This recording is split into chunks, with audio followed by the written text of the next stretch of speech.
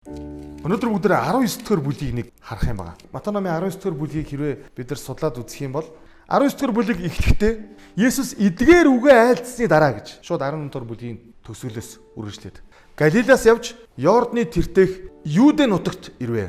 Үе олон хүмүүс түүнийг дагахад тэнд тэр тэднийг эдгээжээ гэсэн байна. Түүн дээр хэсэг фарисеучуд ирээд түүнийг сорж ямар нэг шалтгаанаар эхнэрээсээ салах нь хуулийн дагуу мөн үү гэж асуусан байна. Есүсийг бол маш олон удаа фарисеучуд сорж исэн тий. Тэгээ энэ удаад Есүсийг айгүй тийм чухал сэдвэр, чухал мөртлөө нийгэмд маргаантай сэдвэр сорьсон байна. Тухайн үед Юудэд хоёр алдартай багш байсан байна. Раби буюу хуулийн багш нар. Эхнийх нь болохоор Шимай гэдэг багш. Энэ Шимай гэдэг багшийн сургаалаар бол гэр бүл бол салж болохгүй. Энэ хүн бол өөрөө айгүй тийм консерватив буюу уламжлалт хуучин сүг үзэлтэй юм багш байсан. Тийм учраас бол гэр бүл салах ёсгүй гэж үздэг байсан. Нэг л тохиолдолд сална гэж үздэг байсан. Нөгөө багш байсан. Нөгөө багш нь болохоор Халел гэдэг раби байсан. Халел гэдэг энэ раби болохоор илүү тийм либерал үзэлтэй, илүү тийм шинэлэгтэй, ардчилсан үзэлтэй. Тийм учраас энэ багш заахтаа бол хүсэх юм бол ямар ч шалтгаанаар салж болно гэж заадаг гэсэн. Ийм хоёр багш байсан баг. Тэгээ энэ бол яг Есүсийг амьдарч исэн цаг үед байсан багш нар. Яг энэ хоёр сургаалыг хүмүүс аль нэгийг сонгож энэ багш нарыг шүтэж дагаж явдаг байсан баг. Тийм учраас фарисеучуд хурж ирээд Есүсээс асуусан шалтгаан нь ингэсэн байна. Ямар нэгэн шалтгаанаар эхнэрээсээ салах нь хуулийн дагуу мөн үү гэсэн байна. Эндээс юу харагдаж байна? Есүсийг ямар байр суурьтай байна? Шимайг дагаж гин үү, Халелийг дагаж гин үү гэдгийг фарисеучуд мэдхийг хүссэн байна. Тэгэхээр мэдээж хуучин ирээн дээр тэрсмэ дэд хууль номон дээр бол Мойсегийн хууль дотор бол энэ гэр бүлийн асуудлыг, гэр бүлийн амьдралыг зохицуулсан маш дэлгэрэнгүй юм бүлэг байдаг. Фарисеучуд бодсон байгаа. За магадгүй яг энэ нөхцөлд Есүс бол дэд хууль номноос гаргаж ирж ярих байх. За тэгсэн чинь Есүс энэ үед яасан бэлээ? Дөрвдөр ишлэгийг харах юм бол тэр хариуд нь бүтээгч анханасаа тэднийг ир эмээр нь бүтээсийг та нар уншаагүй гэж юу гэсэн. Есүс дэд хууль номноос биш, харин эсрэгээр бүр явж бүр эхлэл номноос ярьж эхэлсэн байна тий. Бүтээгчийг сануулсан.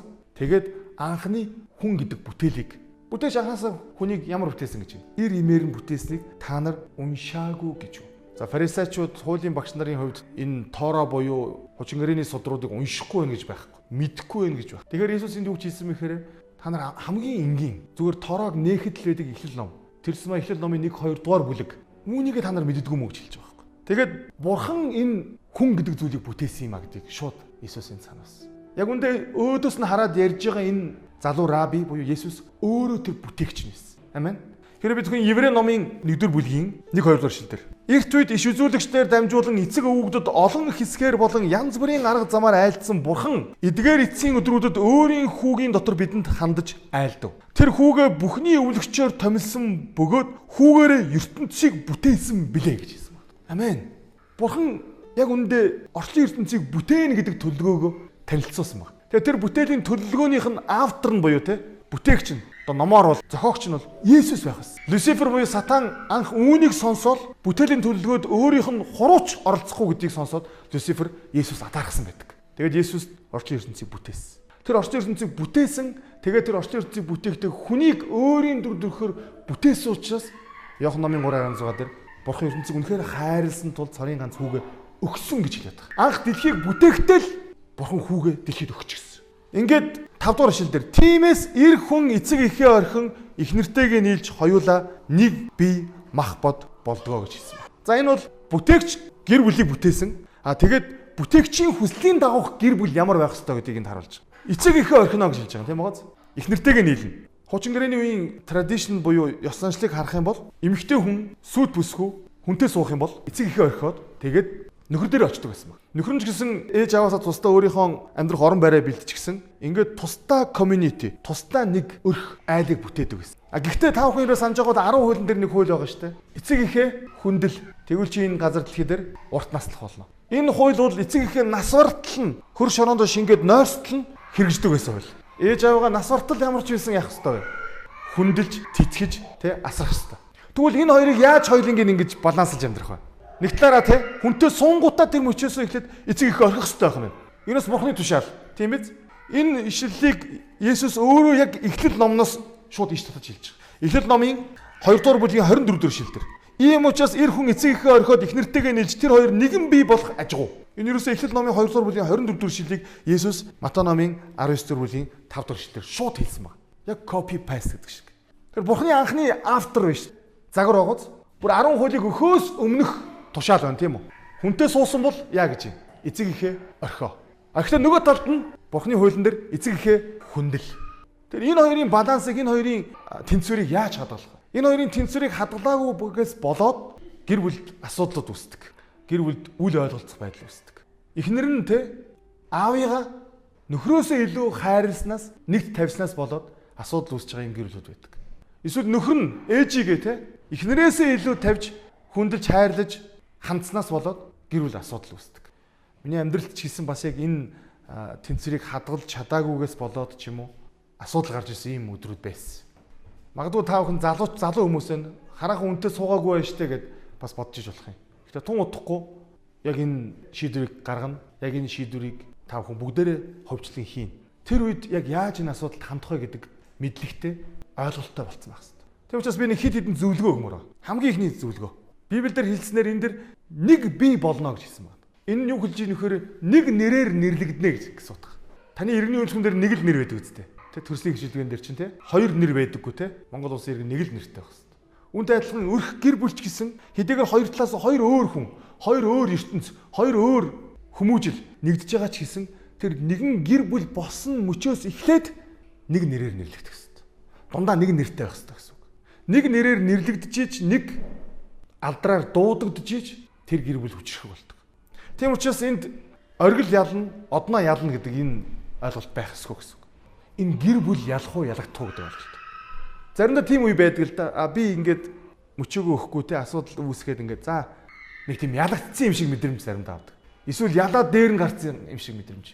Гэтэ гэр бүл болсон тохиолдолд бол хэн нэг нь ялаад хэн нэг нь ялагдана гэсэн ийм үр дүн хязгаарч байдаггүй. Нэг бол хоёулаа ялна, нэг бол хоёулаа ялагдана. Тэгэхээр хэрвээ гэр бүл болох гэж байгаа бол гэр бүл төлөвлөж байгаа бол тэр мөчөөс эхлээд яг илүү ихээр биехээс үүдгээр бид гэдэг ийм ойлголтыг бид нар бодож эхэлдэг. Өмнө би юу идэх вүлээ гэж боддог байсан бол одоо бид юу идэх вүлээ? Би юу өмсөх вүлээ гэж боддог байсан бол бид юу өмсөх вүлээ? Тэгэхээр бид гэдэг ойлголт нь тэр юу хэлээд нөхөр тэр гэр бүлийг нэрлээд байгаа тийм. Эхнэр нөхөр хоёр муудалцахад үнэхээр тэр хүмүүс гэр бүл мөн бол нэг гэр бүл бол хин нэг нь ялна гэсэн ойлголт байдаг юм аа. Даанч харамсалтай нь ингээд гэр бүлүүдийг харахаар эхнэр нь аав ээж дээрээ очичоод тэгээд нөхрөө ялж байгаа мэт хандаад байдаг. Эсвэл нөхөр нь ээжтэйгээ нийлчээд эхнэрээ ялаад байгаа мэт ийм хандлагаар асуудалд хандаад байдаг. Хоёулаа ялагдж байгаа гэдэг ойлгодог. Бүр үр хүүхдүүдтэйг бол 3-уулаа 4-уулаа 5-уулаа 6-уулаа ялагдж байгаа гэдэг ойлгодог. Сатан үүнийг л хүсдэг. Тийм учраас би хувьдаа хүүхдүүдээ хүнтэй суугаад тэгээд явуулна шүү дээ эцгийнхээ орхино. Тэгээ над дээр ирэх бахал та нэг нэгээрээ ааваа ингэж байна, асуудалтай байна, ойлголцохгүй байна, хэцүү байна гэдэг. Тэр тохиолдолд би нэг л асуулт санаж боддیں۔ Яг наа асуудлаа чи нөхөртөө ярилцсан уу? Яг наа асуудлаа чи их нэртэйгээ ярилцсан уу? Хэрвээ надад үгүй ярилцаагүй гэж хэлэх юм бол би тэгвэл би чамтай ярилцахгүй. Эхлээд чи наа асуудлаа яг өөдөөс нь харж агаад нөхөртөөгөө их нэртэйгээ ярилцчаад сэтгэл зүрхээ нээчээд хүрээд ир. Тэгвэл би чамд зөвлөнө, тэгвэл би чамд бас зүрхлээ нээн, тэгвэл би чамд туслана. Харамсалтай нь хизээж нөхөртөөгөө ярилцаагүй, их нэртэйгээ ярилцаагүй байж тэр асуудлаа очиод ээжтэйгээ аавтайгаа эсвэл ах トゥ утэйгээ ярьдаг. Энэ бол гэр бүл ингээд алхамаар хоорондоо түлхэлцэж байгаа холдож байгаа ийм асуудал. Миний хувьдаа баримталдаг нэг зарчим байдیں۔ Би өөрийнхөө миний гэр бүлийн асуудлыг би аавдаа, ээжтэй, дүүдээ хинд ч би ярьдаг. Бүр хинд ч. Ер нь миний гэр бүлийн асуудлыг надтай үлддэг. Надтай бас авсанд орох байх. Хэрвээ дэлгэх юм бол, дэлхий гэж хүсэж байгаа бол дэлгэхээр шийтсэн тэр хүнтэйгээ л дэлгэх. Тэр чинь чиний сонгоцсон цайгаа хувааж ууж байгаа өвөө эмээ болтлоо хамт амьдрнаа гэд өнөөдрийг хүртэл итгэлтэй байгаа тэр хүн чи гэсэн үг. Хизээч их нэртэй нөхөртөө дэлгэж ярьдаггүй байж түүнийг өөр хин нэгэнд гэр бүлийнхээ асуудлыг, харилцааныхаа асуудлыг ярина гэдэг бол энэ бол хамгийн ухаан муутай шийдвэр сонголт. 3 дахь зөвлөгөө нь хэрвээ гэр бүл болж байгаа бол бие биенийхээ ялгаатай зан чанарыг хүлээмжшүүлэх хэрэгтэй. Угаасаа ялгаатай учраас чи хайрлсан гэдгээ, чи дуртай болсон гэдгээ санах хэрэгтэй. Яг өөртөөгөө адилхан хүнийг хинч хизээч сонгодог юм гинэ. Би бол яг өөртөө адилхан залхан хүнтэй хизээч суухгүй. Бүр хизээч тэгж хоёулаа сүрээд яах вэ те? Тэгэхээр хэрвээ чи залхан бол ажилсаг хүнийг хайн. Хэрвээ чи жоохон догшин ширүүн те зан чанартай бол номхон дөлгөөн даруу дуу цөөтэй хүнийг хайн. Дандаа хүн өөрийнхөө эсрэг дүрийг өөртөө авдаг. Ингээд ийм пазл нийлдэг. Тийм учраас ялгаатай зан чанарыг хүлээмжшүүлэх хэрэгтэй. Ойлгох хэрэгтэй. Яг анх дурлж исэн, анх шатж исэн, анх ингээ гал халуухан байсан тэр үед чи дандаа тэр хүнийхээ сайн сайхан зан чанарыг хардаг байсан гэдгээ бодох хэрэгтэй. Хин цэзээч хүний муу зан чанарыг хараад дурлдаг л дээ. Яг гэвэл гэр бүл болох хүртэл хүн болгон өөрсдийнхөө дутагдлыг муу зан чанараа ингээд аль болох харагдуулахыг хичээж идэг. Хажууд нь унгахгүй, аимсанд байнга цэвэрхэн те. Хизээч нойлын цаас аваад ир гэж ойлгохгүй те. Мэдээж гэр бүл болчихж байгаа учраас тэр үед хүн ингээд шууд өөрийнхөө унган хүмүүжлээ. Унган багийн аашаа гаргадаг. Унган багийн аашаараа гэдэг ч те. За тэр үед яадаг вөхөр хүмүүс нөгөө нэг өөрт таалагдахгүй, өөрт нэгж харуулж байгаагүй тэр зан чанаруудыг, тэр талуудыг, тэр өнцгүүдийг харж эхэлдэг. Тэгээд би чи энтэй сууч байна. Ийм хүн байсан юм уу гэд сонголтондоо эргэлзэж эхэлдэг. Тийм учраас илүү ихээр хайртай хүнийхээ, хань ижлийнхээ сайхан зан чанаруудыг өдөр болгон харахын төлөө хичээх хэрэгтэй. Энэ хүнд ямар сайхан зан чанар байна гэдгийг л алхахыг харахыг хичээ. Хүнээс мууг нь харах шиг амар юм байхгүй. Харин тэр хүнээс сайн сайхныг нь өдөр болгон шинээр илрүүлэх шиг бас ад жаргал байхгүй. Хүн хизээч хин нэгнийг тултлна, дуустлна ингэж нээж илрүүлж чаддгүй гинэ. Амьдрал үнэхээр багадан цаг хугацаа. Яг бол хүн бол тийм шахагдчих их нөөцтэй. Хүнээ сайн сайхныг нь харъя, гаргыг тэр сайн сайхныг нь бас те ингэж хөгжүүлээ, өсгий гэвэл бүрэн боломж бидэрт байдаг. Хэрвээ та хин нэгнийг өөрчлөхийг хүсэж байгаа бол таны өөрчлөх хүссэн хүн чинь ердөө та өөрөө. Заримдаа хүмүүс ирд хэлдэг л дээ пастраа нөхөр маань өөрчлөгдөхгүй байна. Нөхрөө өөрчлөмөр байна. Яавал би нөхрөө өөрчлөх өөр хүн болох вэ? Одоо байгаа байдал надад ёстой таалагдахгүй байна. Би энэ хүнтэй удаан байж чадахгүй. Энэ хүнтэй би одоо ингээ удаан байх юм би үнэхээр галзуурхна гэдэг. Хүмүүс ихэвчлэн ингээд хажуудаа байгаа нэгнээ өөрчлөхийг хүсэдэг. Үргэлж өөр байх болно. Үргэлж өөрөө болно. Таны бүр хүссээгүй хүч нь үргэлж үйлдэнэ. Хизээч хүссний чинь байнга үйлдэх юм боломжгүй. Яг бол энэ дэлхий дээр байгаа 8 тэрбум болоо өөр. Харин таны хувьд 100% контролд 100% өдөртөд 100% өөрчилж чадах цорын ганц хүн байгаа нь та өөрөө. Өөрийгөө өөрчил. Өөрийгөө өөрчлөд эхлэх үед хажууд хань ижилч бас өөрчлөгддөг юм аа. Өөрийгөө өөрчилж эхлэх тэр үеэс эхлээд хажууд хүн чинь бас дагаад өөрчлөгддөг юм а гэдгийг ойлгох хэрэгтэй. Монголд гэр бүл салалт маш их байна. Асар их байна. Өнгөрсөн 2023 оны судалгааг би үндэсний статистикийн хорооноос харсан. Өнгөрсөн онд буюу 2023 онд Монголд 17408 гэр бүлд бүртгүүлсэн байна. 17408. Гэтэл өнгөрсөн 2023 онд 4776 бас гэр бүл салалт бүртгэгдсэн байна. Энэ бүртгэгдсэн шүү манайхаа. Яг хууль ёсороо те шүүхтэр очоод бүртгэгдсэн. Энэ 4700-аас 3161 нь 10 болон түүнээс олон жил амьдраад салж байгаа хүмүүс. Үлдсэн 1000 гаруй нь 10 жил хүрэхгүй нэг 5 жилийн дотор салж байгаа хүмүүс гэсэн үг. Ингээд энэ судалгааг хараад яг хууль ёсоор яг шүүхтэр очоод маргаан үүсээд шүүх хурлаар ороод салж байгаа тохиолдол нь 27% байна. Энэ юу гэсгээр 4 хос гэрэлтэд батлуулж хахад тэдний нэг нь салж ийн гэсэн. Хууль ёсоор. Тэгэл бүгдээрээ мэдж байгаа. Амьдрал дээр салцсан гэж ярьдаг ч гэсэн те хуулиараа шүүхээрээ салаагүй өчнөөн гэрэлүүд явж идэг. Магадгүй энэ тоо 4 хүний 2 ч юм уу 3 ч юм уу салж байгаа гэдэг ийм аимшигтай үзүүлэлт нийгэмдэр байгаа гэсэн үг. Тэгэхээр эндээс бид хүн юу харж болох нь нөхөр гэр бүл салалт гэдэг бол өөрөө ингээд байж л байдаг зүйл. Энгийн зүйл мэт болцсон байгаа. Монголд ийм гэр бүлийн бат бөх байдал гэдэг зүйл те үн цэнэгүй хэврэг болцсон байгаа. Гэр бүл бол нийгмийн анхдагч нэгж. Гэр бүл хэврэг байх юм бол улс гүрэн ч гэсэн хэврэг байна. Тэгээд тэр гэр бүл салалтаас үүдэлтэйгээр хор хохирлууд гэж маш олон байгаа те. Хамгийн том хор хохирол бол мэдээж тэнд донд хүүхдүүд хохирч байгаа. Ингээд Есүс фарисеучуудын асуултанд хариулахдаа бүтээгч ир имээр нь бүтээснийг санаарай. Тэгээд бүтээгч ир им хоёрыг бүтээхдээ хоёулаа эцэг эхээ орхиод нэгэн бий болох ёстой шүү гэдгийг сануулсан. Тэгээ нөгөө асуулт маань үлдэж ийн л та. Яаж эхнэрээ хайрлангаа бас ээжигээ хайрлах вэ? Бид нар ээжигээ хайрладаг те. Хайртай үстэй. Хайртай. Гэхдээ би эхнэртэйгээ суутлаа ээжигээ хайрлж исэн бол би хүнтэй суусан мөчөөсөө эхлээд эхнэрээ хайрлаж харин ээжигээ хүндлэх ёстой маань.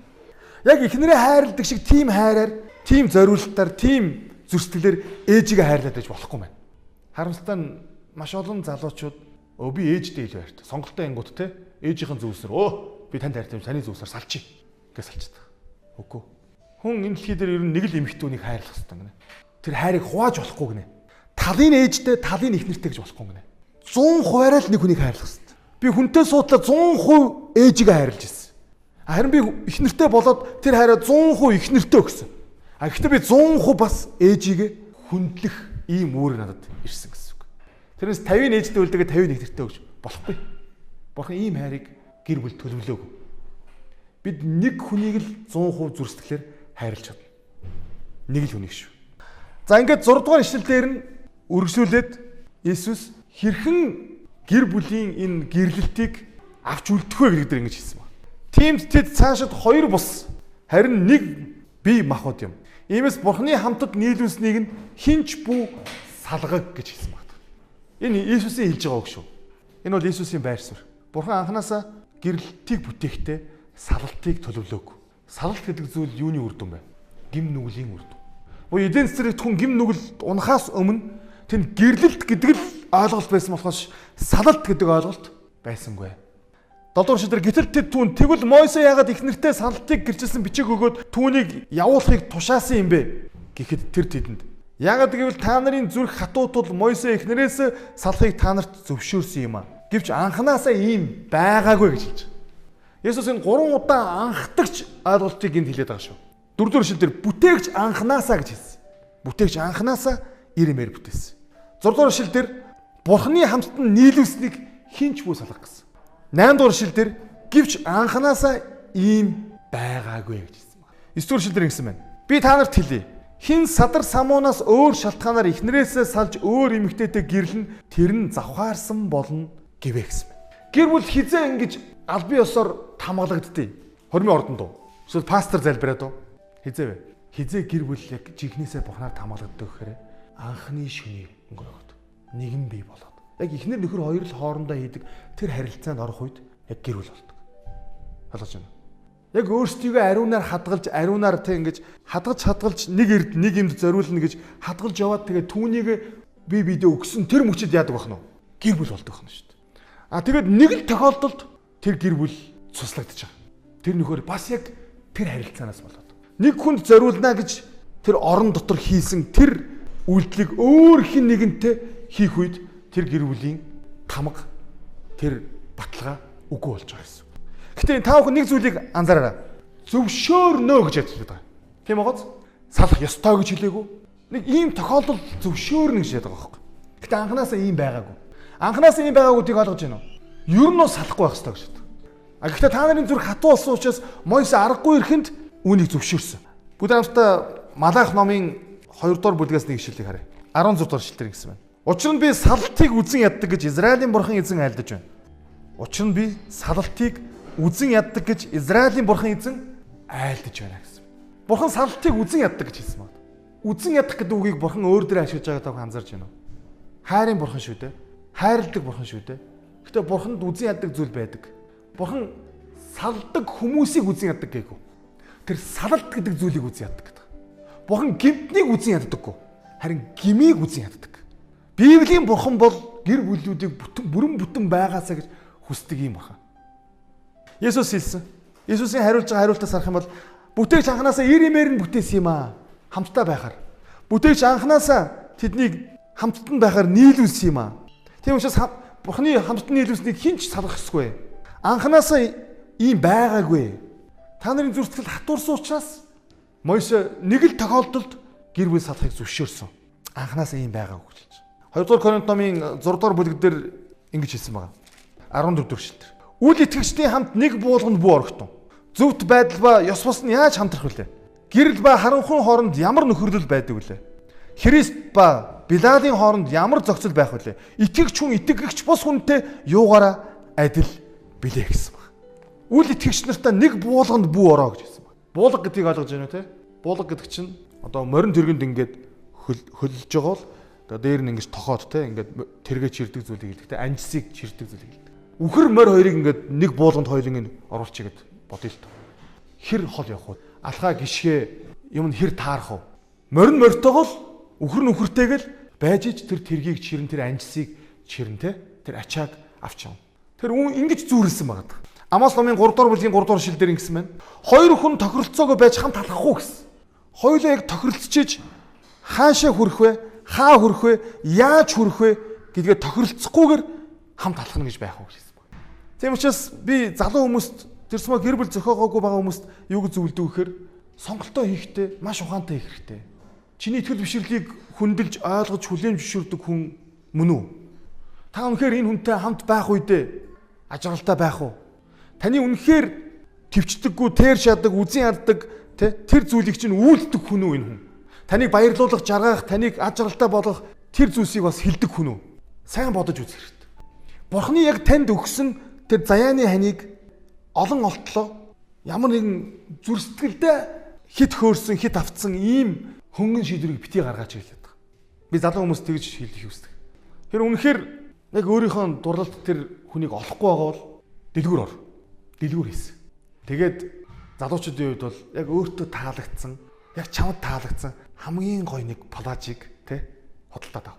Плаж шүү. Тэгээд тэр плажийг яг орныхаа хажууд өлөг. Тэгээ бурхан залбир. Бурхан минь яг энэ плажийг өмсөх.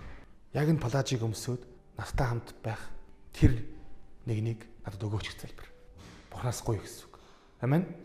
Бурхан бидэнд бидний насан туршдаа хайрлах, насан туршдаа амьдралаа хамтдаа өнгөрөхтэй тэр хүнийг Бурхан бидэнд бэлтжигсэн байдаг.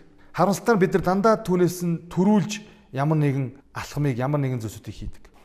Ингээд 19 дугаар бүлгийн маань төгсгөлд хоёр түүх гарч байгаа. Эхнийх нь Иесус тэр хүүхдүүдийг авчирж өгдөг. Тухайн үеийн нийгэмд бол эмэгтэйчүүд хүүхдүүд бол нийгмийн байр суурийнхаа хувьд бол маш доогуур үнэлэгддэг юм хүмүүс байсан баг.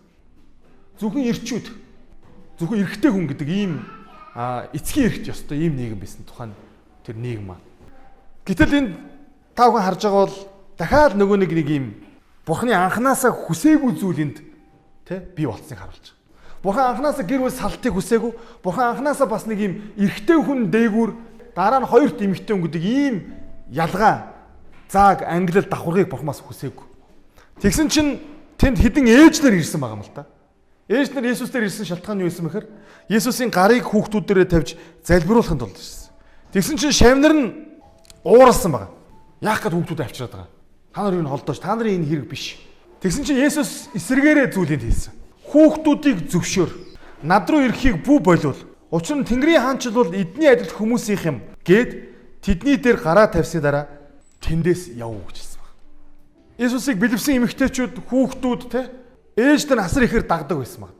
Бид нар үүнийг Библиэд шинэ гэрээс маш сайн харж байна. Есүсийг маш олон эмэгтэйчүүд бас дагдаг байсан. Бидний мэдэх Марта, Мари, Магдалийн Мари, Йохан, Яаковын ээж, Саломи, Есүсийн ээж Мари гэдэг За тэгээд Сузана гэд маш олон хүмүүс Есүсийг дагдаг байсан.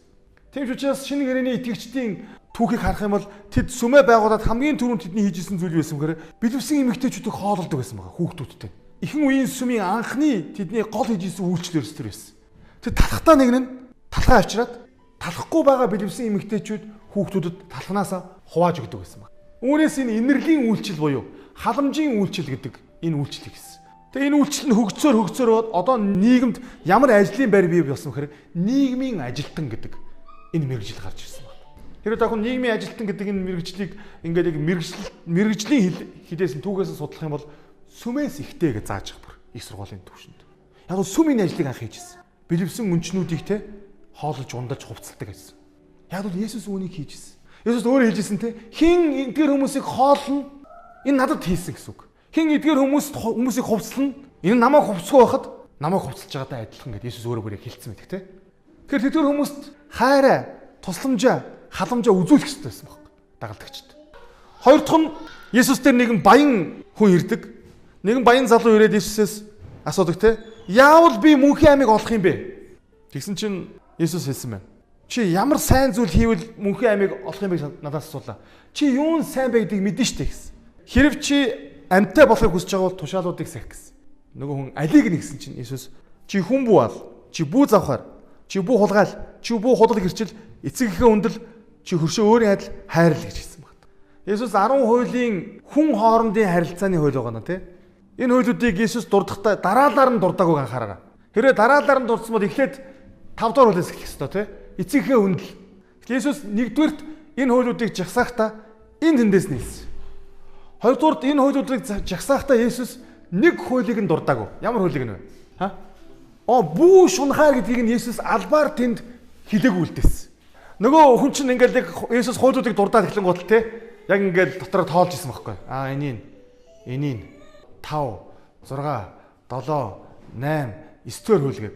Яг Есүсийг 10-р хуулийг хэлэх болов гэд бодсон чинь Есүс хэлээгүй. Нөгөө хүн дотроо харин рефлексээр бүү шунхаар гэд дотроо өөртөө хэлсэн. Есүс бол хэлээгүй. Тэгээд тэр хүн дотроо бодсон. Яагаад Есүс гэдэг энэ раби энэ багш тушаалуудыг дурдж жагсааж хэлэхдээ бүү шунхаар гэдэг хуулийг нь надад хэлсэнгүй вэ? Нөгөө залуу энэ талаар хальт бодсон мөртлөө Есүс рүү харж агаад юу ч хэлсэн мэхээр энэ бүгднийг би сагсаа надад өөр юу дутагдж байна гэсэн байна. Есүс бол хүний доторх зүрсгэлийг Есүс бидний өнгөрсөн хийгээд өнөөдөр бас маргаашигч биднэ. Амен. Тийм учраас Есүс яг энэ залуу бүгдийг нь сагсны үгүй гэдгийг Есүс маш сайн мэдчихсэн. Есүс зүгээр энэ залууг өөрөөр зориод ирж яхад нь хэн бэ? Хизээ төрсөн ямар амьдралтай дансанд нь хэд байгааг хүртэл Есүс мэдчихсэн. Тийм учраас албаар бүү шунхаар гэдэг хуулийг хэлээгүй. Тэгээд энэ залуу Есүсийн өөдөөс би бүгдийг нь сагсан гэж хэлэх яг тэр төдийд нь юу гэж хэлсэн бэхээр хэрв чи төгс байхыг хүсэж байгаа бол явж эд хөрөнгөө зарж ядууст өг. Тэгвэл чи тэнгэрт эд эрдэнэстэй болно. Тэгээд ирж намайг даг гэж хэлсэн байна. Тэр залуу энэ зааврыг сонсоод гунигтайгаар холдон явлаа. Учир нь тэр маш их хөрөнгөтэй нэгэн байжээ гэсэн. Энэ залуугийн хувьд ерөөсөн нэг том өөртөө те асуудал байсан. Тэр нь юу байсан бэхээр Бурханаас илүүтэйгээр, тушаалаас илүүтэйгээр эд хөрөнгөө хайрладаг нэгэн байсан байна. Эд хөрөнгөндөө хайртай эд хөрөнгөний араас явж исэн хүмүүсийн түүх олон байдаг штэ. Бидний мэдэх Заккайгийн түүх байна те. Заккай бол юу гэж хэлдэг вүлээ? Яг ийм тохиолдолд Есүстэй уулзчаад Есүсийн сургаалыг сонсоод сэтгэл нь хөдлөөд тэгээ юу гэж хэлдэг вүлээ? Би хөрөнгөнийхөө талыг нь ядуус төгье. Нэгдүгürt талыг нь. Ингээ бодохоор бид нар Заккай талыг нь өөртөө аваад үлдсэн мэт бодолтой. Нөгөө талыг яах юм?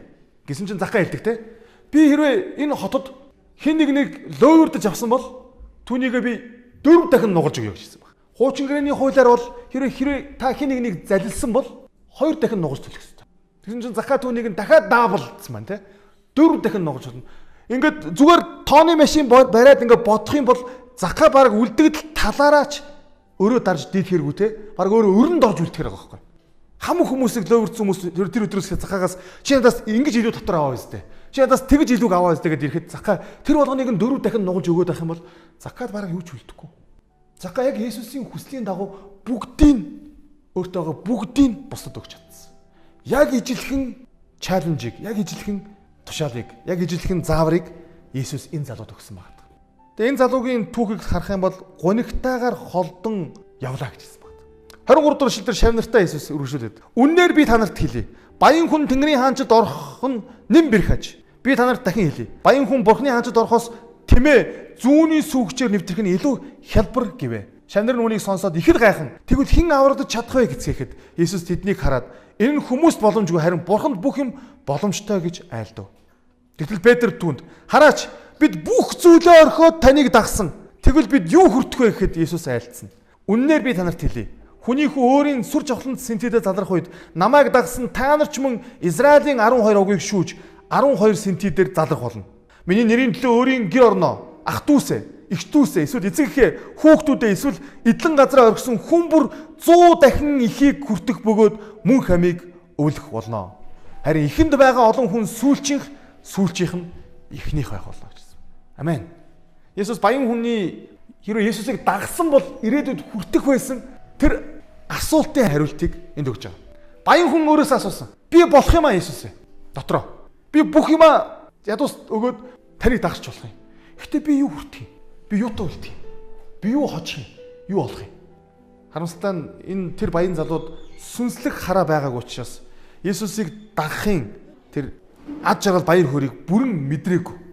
Баян хүн Есүс дээр ирэхдээ асуусан асуултыг та нар санаж байна уу? Яавал мөнхийн амийг олох вэ гэсэн шүү дээ. Хин нэгнээс асуултыг асуучаад тэгээд тэр хариултыг хэлээд өгөхөр тэр хариултын дагуу үйлдэхгүй явна гэдэг бол энэ хүн мөнхийн амийг яг үндэ хайгаагүй байна гэсэн үг. Бурхны төлөө золиослсон зүйлээ 100 дахин ихээр хүртнэ. Энэ үгийг хүн амлаагүй шүү. Энэ Петрийн амласан амлалт биш. Энэ Паулын амласан амлалт. Энэ Иохны амласан эсвэл Матайн амласан амлалт биш. Энэ яг Есүс өөрөө шавнартаа амаараа хэлсэн үг. Амен. Хэрвээ та Бурханд итгэдэг бол, Бурхны амлалтанд итгэдэг бол, Бурхан худал хэлдэг үг итгэдэг бол Бурхныг дагаад та хоосоо оцрохгүй итгэж найдаарай. Бурхны төлөө зориулсан цаг хугацаа болгоныг тань, Бурханд өргөсөн өргөл болгоныг тань, Бурханд зориулсан золиос болгоныг тань Бурхан эргүүлэн төлнө. Яв гэдэг хүний түүхийг бид нар мэдэн дээ. Яв маш олон зүйлийг алддаг те. Яв номын 42:10 дээр нөхдийнхөө төлөө залбирахад нь Явын сайн сайхныг эзэн сэргээж, Явд урд байсан бүхнийг эзэн 2 дахин илүү болгов. 2 дахин илүү болгов. Тэгээд түүнийг ингээд дурдахтаа бүр ингээд Явыг ингээд гайхалтайгаар ивээгдсэн. Явын туусан зовлонг өөр туусан хүн байд юм уу мэдэхгүй. Тийм хүнийг Бурхан өрөөхтэй ивэхтэй 2 дахин өрөөсөн баг. Тэгээд түүнийг нь үнэхээр Яв илбэг дэлбэгээр өрөөгцөн гэж үздэг. Гэтэл Есүс хэлэхдээ 2 гэж хэлээгүй те. 20 гэж хэлээгүй. 100 дахин хүртэх болно. Амен. Дагалдагчд нь гайхсан те. Баян хүн диваажинд орсноос тэмээ зүүнний сүүгчээр багтсан дээрээ гэж. Энэ зүүрлэл бол их сонирхолтой зүүрлэл те. Тэмээ мэдээ зүүнний сүүгчээр багтахгүй те. Энэ бол нэг мэдээж асуудал байна. Гэхдээ яг тухайн үед энэ зүүнний сүүгч гэдэг нэртэй ийм хаалга байдаг гэсэн байна. Хотууд руу ингээд ордог том хаалга байдаг те. Хоёулаа ингээд нээгддэг. Гэхдээ ихэнх тохиолдолд цуваа ч юм уу том ачаа орж ирэх тохиолдолд жижиг хаалга байна. Нэг онгоодог хаалганых нь нэг нэгтлийн хаалганд нь жижиг хаалга байгаа те. Тэрний үхээр ачаа мачаа орохгүй тохиолдолд тэр том хаалга дэлгэх шаардлагагүй. Зөвхөн тэр хавцаар онгоож байгаа тэр хоёр хаалганы нэгэнд нь байгаа тэр хүн ордог хаалгааг зүүнний сүүгч нэрлэдэг.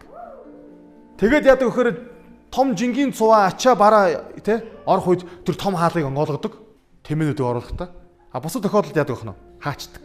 Тэгээд тэр хүний ордог хаалга. Тэмээ зүүнний сүүгчээр багтана гэдэг бол бас нэг утгаараа яг тухайн үеийн Израилийн цаг үед амьдарч исэн аж амьдрал тэр бүхнээс нэг жинхэнэ утгаараа харах юм бол тэрний үгсээр ачаата тэмээ хүний ордог хаалгаар орохыг хэлээд байгаа гэсэн үг. Тэрнээс бүр ийм жижигхэн зүүнний сүүгчийг ийм амьдралгүй юм биш гэсэн үг. Тэгээ юу ч хэллээ Есүс тэмээ зүүнний сүүгчээр нэвтрэх нь илүү хялбар гэж байгаа байхгүй. За тэмээг оруулж болох юм те. Оруулж болох юм. Ингэж хөл мөлөөр нь хөвтүүлж жагаад ширж мэрж жагаад яаж хийж жагаад нилээн зовж иж тэр тэмээ нилээн зовно тэр хүний ордог хаалгаас нилээн хугарч мугарч цуурж муурж салж унжиж бүр дахиж хэрэглэхэрэг болж иж тэмээг оруулах баг. Ингэж л зүрэлсэн гэсэн үг. Тэрнээс огт орохгүй гэсэн үг бас биш ахна тий. Тийм үстэй. Энэ дэлхий дээр байгаа баян хүн болгон диваажинд орохгүй гэж ойлгочихвол бас тэгж ойлгож болохгүй шүү дээ. Тийм учраас Иесус хэлсэн. Бурханд бүх юм боломжтой гэж хэлж. Амен. Бурхан яг үндэ хүмүүсийг яагаад баян болгодог гэхээр Бурхан бусдыг өрөөлөх гэж, бусдыг ивээх гэж, бусдад хайр инэрлээ үзүүлэх гэж хин нэг баян болгодог. Тийм учраас бид нар Бурхан минь намайг баян болгож өгөөч гэж залбирах нь буруу зүйл биш. Буруу зүйл биш. Тэг залбирах хэрэгтэй. Гэхдээ өөрийнхөө төлөө биш. Бусдын төлөө. Бэлэвсэн эмэгтэйчүүдийн төлөө. Хүүхдүүдийн төлөө. Өнчин хүмүүсийн төлөө. Хөгжлийн бэрхшээлтэй хүмүүсийн төлөө. Ядуу хүмүүсийн төлөө. Эрхэн зөрчигдсөн хүмүүсийн төлөө, хүчирхийлж дөрцсөн хүмүүсийн төлөө бид нар баян болох ёстой. 19 дэх бүлгийг хэрвээ бид хүн дүгнэх юм бол 19 дэх бүлэг бидэнд маш чухал 2 зүйлийг ойлгуулна. Эхнийх нь анханасаа юм байгаагүй гэдэг ойлголт. Анханасаа Бурхан хүнийг бүтээхдээ тэнд хүмүүсийн хоорондын харилцаа бүтээхдээ тэнд эрэгтэй хүн нэг номерт, баян хүн нэг номерт, нөхөр хүн нэг номерт гэж ингэж бүтээгээгүй байна. Энэ дандаа нэг давуу тал байгаа даа. Хин нэг нь илүү болцсон те. Эхнэртэй салтын бичиг явуулна гэж. Эхнэрээсээ салаад өөр эмэгтэйтэй гэрэлж болно гэдэг. Тэр салт нь үртэл хэний ярих шинэлээ байна. Нөхрийн ярих шинэлээ байгаа байхгүй. Нөхөр өөр эхнэртэй болохын тулд эхнэрээ явуулж байгаа байхгүй бичиг өгөөд. Дээрээс нь тэнд дандаа ирчүүд Иесусийн иргэн тойронд те. Эмэгтэйчүүд хүүхдүүд хол ойрлоод ирэхээр дагалдагч нь загнадаг. Анханасаа ир хүн бас нэг номер байгаагүй маа. Анханасаа баян хүн бас нэг номер байгаагүй маа. Тийм боос. Бага бүх юма зараад ядуусдаг гэдэг чинь юу гэж хэлж байна. Шууд сонголтгүйгээр чи ядуу болчих. Тэгээ намайг дагчих. Есүсийг дагсан дагалдагч болгонд нэг ийм асуудал тулгардаг. Бид яг анхдагч бүтээгчийн загварсан амьдралаар амьдрах ийм шийдвэрийн өмнө ирдэг. Бүтээгч анханасаа бидийг яаж амьдралсаа гэж хүссэн тэр амьдралаар бид нар амьдрах хэрэгцээтэй болдог. Бид нар хүний эрхийн мэдрэмжтэй байх хэрэгтэй. Бид эмэгтэйчүүдийн эрхийг хүндлэх хэрэгтэй. Бид эхнэрээ яг те өөртөө энэ тэнцүү, үр хөвгтэйчсэн бас энэ тэнцүү гэж хандах хэрэгтэй болдог. Бид бас баян ч бай, ядууч бай хүмүүсийг энэ тэнцүү хандах шаардлагатай болдог гэсэн үг. Бүтээгчийг ийм дуудлагыг, ийм үүрэг даалгаврыг, ийм хариуцлагыг итгэж хүн болгонд өгдөг. Яагаад гэж анханасаа ийм байгаагүй. Амен. Энэ бүлгээс бидний сурах ёстой 2 дахь зүйл нь Бурхан биднийг бусдын төлөө гэсэн зүйлийг харахыг хүсдэг. Есүс сэдийгээр хүмүүс сургаалаа айлж ирсэн ч гэсэн дагалдагчдыгаа ээж нарыг хүүхдүүдэд тэрвэрэд ирсэн ээж нарыг зэмлж байгааг харсан байхгүй. Тийм учраас Есүс хэлсэн. Хүүхдүүдийг зөвшөөр. Тэднийг над руу ирэхийг бүү болвол. Тэнгэрийн хаанч яг үүнд тэднийх өөр нэг хэсэг дээр бүрийг хэлсэн мэт хэр эдгээр багчуудыг те бүдрүүлсэн хэн боловч өөртөө термин чулуу хүзүүндээ зүгээд тэнгис дунаад өгцөн дээр гэж хэлдэг. Есүс бусдын эрхийг үргэлж харж идэг. Хиний эрх хаан зөрчигдөж байна гэдгийг Есүс үргэлж харж ирсэн баг. Яг үүнтэй адилхан Есүс баян хүнд басыг тэгж хандаж ирсэн.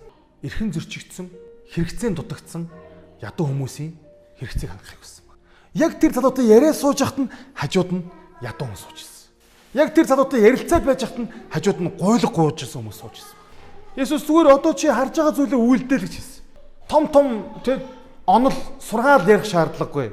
Том философи тэг яриад ах шаардлагагүй. Зүгээр одоо чи шууд үйлдэл гэж хэлсэн баг. Есүс биднийг үйлддэг, бусдын эрх ашиг зөрчигдсөн, хажууд нь өсгөлэн хүн байхад, хажууд нь гойлог гууж байгаа хүн байхад, хажууд нь гадуурхагдаж, зэмлэгдэж, эрхэн зөрчиж байгаа хүмүүс байхад чимээгүй хараагүй юм шиг өнгөрдөг хүн байхыг Есүс хүсээгүй. Амен. Тийм учраас Есүс хөөгдөж, туугдаж, зэмлэгдэж, гадуурхаж байгаа ээж нарыг хүүхдүүдийн эрх хишгийн төлөө бас өлсөөд хоолгүй хувцсгүй гойлгуугаа сууж байгаа гудамжинд байгаа тэр хүний эрх хишгийн төлөө Есүс дагалдагчтай болон энэ баян залуутай ярилцсан байна. Бидний хоёр дахь сурах ёстой зүйл бол бид бусдын хэрэгцээг үргэлж анхаарч хардаг, хүний эрхийн мэдрэмжтэй, дээрээс нь бусдын төлөө гэсэн зөрсдөлтэй байх хэрэгтэй байна. Мэдээж хамгийн том сургамж нь бол гэр бүл байсан. Гэрлэлт байсан. Анханасаа сална гэсэн төлөвлөгөөтэйгээр салж магадгүй гэсэн төлөвлөгөөтэйгээр хинтээж бүх гэрэл. Анханасаа сална гэдэг үгийг үгийн сангаасаа хасчаад хин нэгний ихнэр, хин нэгний нөхөр болох талаар бод. Бурхны зүйлснийг хинч бүү салгаг. Амен. Анханасаа юм байгаагүй.